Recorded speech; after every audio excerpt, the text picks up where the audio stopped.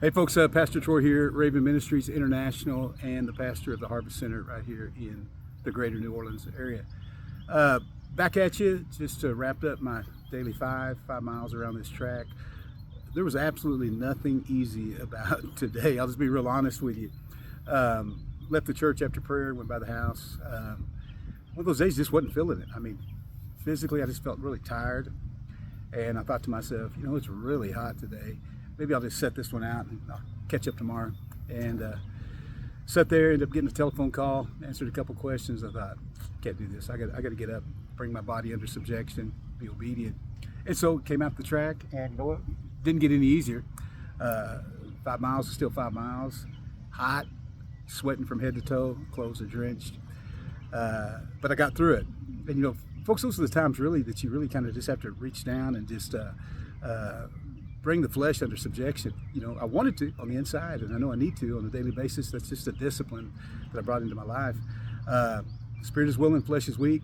You know what? We're not obligated to listen to the whining of an unwilling flesh. We can bring it under subjection to the Spirit. And I'm glad I did, because as soon as I got out here and started around the track, just listening to the Lord. That's really kind of what I do. I just put my listening ears on, and I just basically say, God, what do you want to say to me today?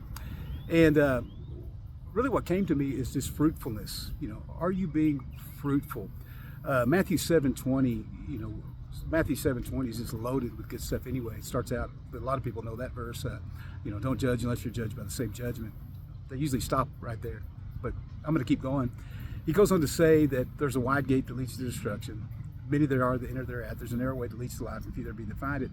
Then he gets kind of get into kind of the meat of what I want to share with you today. Is he says, not everyone that says unto me, Lord, Lord, will inherit the kingdom, but those that do the will of my Father who is in heaven. But he said, you'll know them by their fruits. You'll be able to judge a tree by the fruit that it bears. And I think in conjunction with, was it John 15:8, and he says, I would that you bear much fruit so that you can be my disciples. And he prefaced that 3 verses up. He says, listen, you can do nothing except it be of my Father. You can bear no fruit. And just thinking about the subject of fruitfulness, you know, folks, everything about our life has got to be reproducing something. We're either going to bear forth good fruit or we're going to bear forth bad fruit. What is the fruit that you're bearing and you're bringing forth? You know, as a pastor, I'm very aware of those type of things. I know that there's things that I do that people are going to replicate. You know, you're going to reproduce after your own kind. And so you've really got to be mindful of that.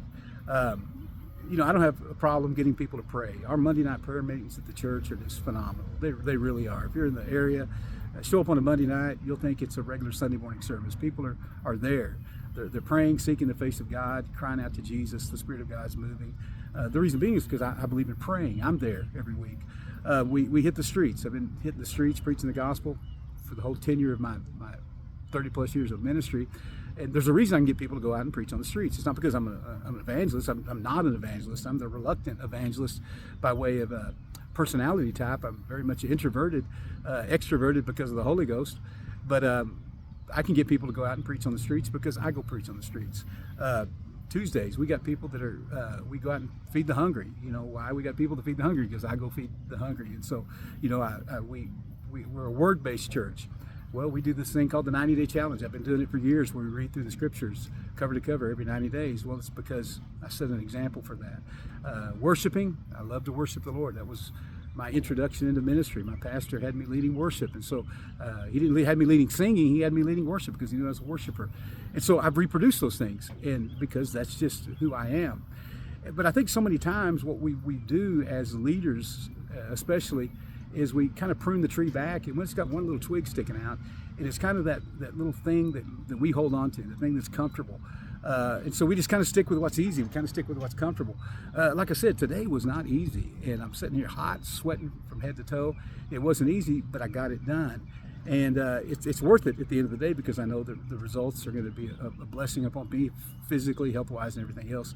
They bring a lot of things in order just because of the obedience to get out there and put the time in. But what is it that you're reproducing? Are you reproducing something that doesn't bring forth the fruit that God has? You know, a number of years ago, Melanie and I went to Daytona Beach, Florida, to do a church plant. And we'd moved into the city, and we were just looking for a church to go to. And so we showed up at a church that was actually connected to the high school that our daughter Kayla was going to go to school at the time. I think she was entering her sophomore year, 15, 16 years old. Anyway, went into the church, and man, it was hopping. I mean, the pastor was preaching like a house on fire. The choir was going, Hammond B3 organ. I mean, the place was just buzzing. Pastor got up there and he began to talk about just reaching the city.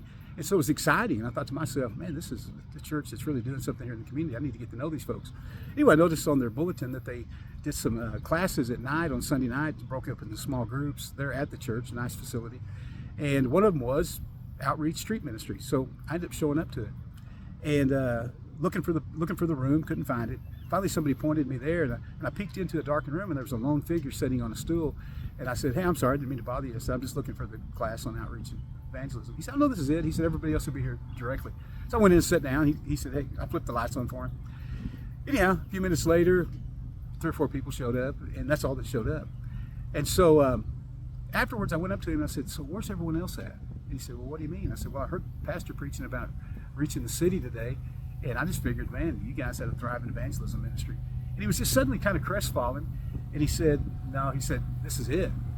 And I said, well, where are all these people coming from? He said, well, most of this is just transfer growth. He said, we got the facilities, we got the happening place, we got exciting things going on. And he said, so as a result, people kind of gravitate towards us. He said that we don't have an evangelistic church whatsoever.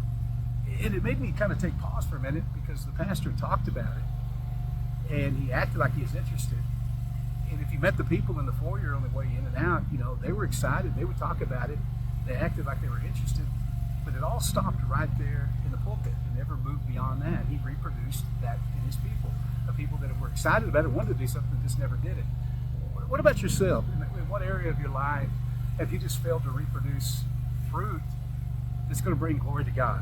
I want that you bear much fruit, that you can be my disciple. Well, the fruit that makes us his disciples, the fruit that looks like him. You know, he came for one purpose, and that was to seek and to save that which is lost. And so we look at the Great Commission of Mark 16. We look at the reiteration there in the 28th chapter of Matthew.